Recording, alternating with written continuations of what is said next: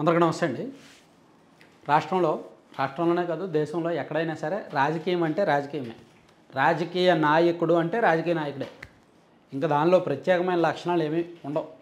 కాకపోతే ఆ రాజకీయాల్లో కొంతమంది క్రిమినాలిటీ ఉంటుంది, కొంతమంది కన్నింగ్ ఉంటుంది, కొంతమంది కేవలం అబద్ధాలనే రాజకీయంగా మార్చుకుంటారు, కొంతమంది అవసరం కొద్దీ అబద్ధం ఆడతారు. అబద్ధాలనే రాజకీయంగా మార్చుకోవడం వేరు, అవసరం కొద్దీ అబద్ధం ఆడడం వేరు. ఇవన్నీ ఎలా ఉన్నా సరే పార్టీకి కార్యకర్తకి ఒక ఎమోషనల్ బాండింగ్ ఉంటుంది. పార్టీలో కార్యకర్త అనేవాడు కీలకం. నాయకులు అబద్ధాలు ఆడవచ్చు, ఫేక్ పాలిటిక్స్ చేయొచ్చు, ఏదైనా చేయొచ్చు కానీ కార్యకర్త అనేవాడు కీలకం. వైఎస్ఆర్ కాంగ్రెస్ పార్టీ అధికారంలో ఉన్న 5 ఏళ్ళు కార్యకర్తలను సరిగ్గా పట్టించుకోని కారణంగా, కేవలం పెయిడ్ ఆర్టిస్టులను సోషల్ మీడియా పేమెంట్ వాళ్ళను ఎంకరేజ్ చేసిన కారణంగా, నిజంగా జెండా మోసిన కార్యకర్తని, నిజమైన జగన్మోహన్ రెడ్డి గారి అభిమానిని పట్టించుకోని కారణంగా ఆ పార్టీ ఇప్పుడు పాతాళానికి వెళ్ళిపోయింది, చాలా దిగువకు వెళ్ళిపోయింది. మళ్ళీ లేస్తుంది లేదో తర్వాత విషయం. ఇక్కడ తెలుగుదేశం పార్టీ కూడా అధికారంలోకి వచ్చిన తర్వాత కూడా ఒక ఫేక్ గేమ్, ఒక బ్లఫ్ గేమ్ ఆడుతున్నారు. బ్లఫ్ అంటే తెలుసు కదా, గేమ్ ఆడుతున్నారు, చాలా క్లియర్గా కనిపిస్తుంది. సో ఇది కార్యకర్తలకు నిజం తెలిసే కొద్దీ వాళ్ళు హర్ట్ అవుతారు. మేబీ ఇప్పుడు యాక్సెప్ట్ చేయలేకపోవచ్చు, ఇప్పుడు ఇదంతా చెప్తున్నందుకు నన్నే తిట్టవచ్చు తాత్కాలికంగా, కానీ ఫ్యూచర్లో నిజం తెలిసే కొద్దీ వాళ్ళు కూడా చాలా ఎమోషనల్గా ఫీల్ అవుతారు. ఎవరైనా ఇంతేనా, అనవసరంగా ఈ పార్టీని గెలిపించాం, అనవసరంగా ఈ పార్టీ కూడా fake party, bluff party, fake party అనుకుంటారనమాట. 2 ఉదాహరణలు చెప్తాయి ఈ వీడియోలో. మన కళ్ళెదురుగా కనిపిస్తున్న ఉదాహరణలో రఘురామకృష్ణరాజు గారి ఇన్సిడెంటే తీసుకోండి. రఘురామకృష్ణరాజు గారిని ప్యూర్గా కొట్టించింది వైసీపీ అధికారంలో ఉన్నప్పుడు జరిగింది. సో ఆయన వైసీపీకి వ్యతిరేకంగా, జగన్మోహన్ రెడ్డి గారికి వ్యతిరేకంగా ఫైట్ చేసిన మాట వాస్తవం. సో ఆయన్ను సునీల్ కుమార్ గారు సిఐడి చీఫ్గా ఉన్నప్పుడు రఘురామకృష్ణరాజు గారిని కస్టోడియల్ టార్చర్ చేసిన మాట వాస్తవం. దాని మీద ఇప్పుడు పోలీసు విచారణ జరుగుతోంది. దానిలో తులసీబాబు గారిని అప్పటి సునీల్ కుమార్ గారు అలా వాడుకున్నారు అనేది ఇప్పుడు పోలీసులు నిర్ధారించి తులసీబాబుని అరెస్ట్ చేశారు. తులసీబాబుని వెనుగండ్ల రాము గారు పూర్తిగా తన నియోజకవర్గంలో తనతో పాటు తిప్పుకుంటున్నారు, పూర్తిగా ఎంకరేజ్ చేశారు. గుడివాడ నియోజకవర్గంలో తులసీబాబుని అరెస్ట్ చేస్తున్నప్పుడు దాదాపుగా ఒక 200 మంది ప్రకాశం జిల్లా ఎస్పీ ఆఫీస్కి వెళ్ళారంటేనే అర్థం చేసుకోవచ్చు. గుడివాడ నియోజకవర్గం నుంచి దాదాపుగా 200 మంది ప్రకాశం జిల్లా ఎస్పీ ఆఫీస్కి వెళ్ళారంటే అర్థం చేసుకోవచ్చు. వాళ్ళు వెనుగండ్ల రాము గారికి చెప్పే వెళ్ళారా, లేదంటే వాళ్ళు తులసీబాబు అంటే ఇష్టంతో వెళ్ళారా, ఏదైనా సరే అంతిమంగా వాళ్ళు అక్కడ ఏం చేశారు, పార్టీకి అనుకూలంగా నినాదాలు చేశారు, చంద్రబాబు గారికి అనుకూలంగా నినాదాలు చేస్తూ పోలీసులను బెదిరించారు. మీరు మా ఏరియా వస్తే అప్పుడు మీ పని చెప్తాం, మిమ్మల్ని బదిలీ చేస్తాం, మిమ్మల్ని ఇచ్చేస్తామని చెప్పారు. అంటే ఇక్కడ ఏం సందేశం ఇస్తున్నట్టు, తులసీబాబు గారిని కాపాడడానికి మద్దతుగా వెళ్ళారు. అక్కడ పార్టీని పూర్తిగా పార్టీ కార్యకర్తలుగానే, పార్టీ మనుషులుగానే బిహేవ్ చేశారు. మరి అక్కడ ఫైట్ ఏ విషయం మీద, రఘురామకృష్ణరాజు గారిని కొట్టిన కేసు అది. మరి ఆ కేసులో పార్టీ వాళ్ళు ఇంతగా వెళ్ళేసరికి కొంతమందిలో కార్యకర్తల్లో అనుమానాలు రావా?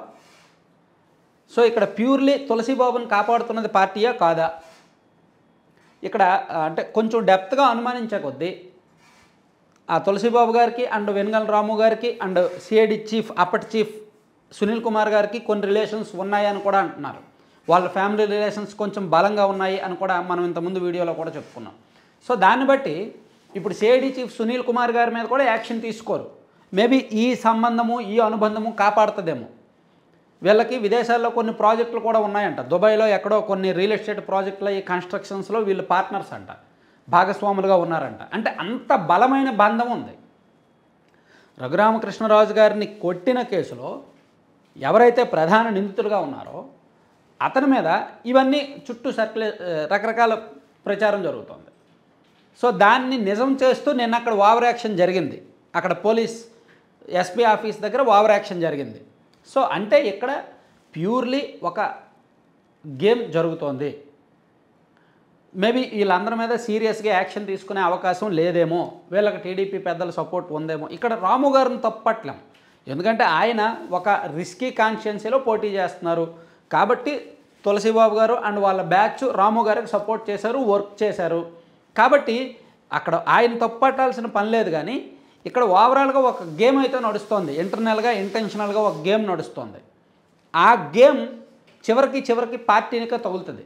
ఇంకో 5 ఏళ్ళు ఈ కేసుని ఇలాగే సాగదీసి సునీల్ కుమార్ గారిని పూర్తిగా నిర్ధారించకపోతే, తప్పు చేసిన వాళ్ళని పట్టుకోకపోతే, అప్పట్లో టీడీపీ ప్రతిపక్షంలో ఉన్నప్పుడు ఇదే సునీల్ కుమార్ గారి మీద ఎన్నో ఆరోపణలు చేశారు, ఎన్ని కేసుల్లో ఆయన మీద ఆరోపణలు చేశారు, చాలా కేసుల్లో ఆయన ఒక శత్రువుగానే చూశారుగా, ఆయన మీద ప్రతిరోజు ఆయనకు సంబంధించి ఏదో ఒక ఆరోపణ చేశారుగా.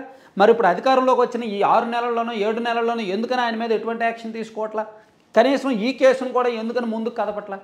ఇక్కడ కొన్ని అంతర్గత అంశాలు ఉన్నట్టే చాలా స్పష్టంగా అర్థమవుతుంది. సరే, ఇది పక్కన పెడదాం. సేమ్ పెద్దిరెడ్డి గారి విషయంలో అక్కడ కూడా అంతే, ఆ షిరిడి సాయి వాళ్ళ విషయంలో కూడా అంతే. ఇట్లా ఆ విషయంలో కూడా అంతేగా. టీడీపీ అధికారంలోకి వచ్చాక కూడా వాళ్ళకి కొన్ని బిల్స్ ఇచ్చారు, వాళ్ళకి కొన్ని కాంట్రాక్ట్లు ఇచ్చారు, ట్రాన్స్ఫార్మర్లు తయారీ ఆర్డర్లు ఇచ్చారు. ట్రాన్స్ఫార్మర్లు గత ప్రభుత్వం ఎంత అయితే ఎక్కువ రేటుకి ఇచ్చిందో వీళ్ళు అదే రేటుకి ఇచ్చారు. ఇదంతా కూడా జరుగుతుంది కదా.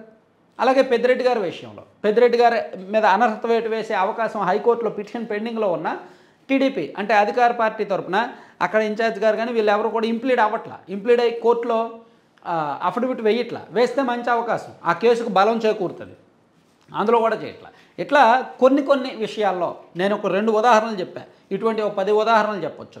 చాలా చోట్ల చాలా అంశాల్లో కాంప్రమైజ్ అయిపోతున్నారు.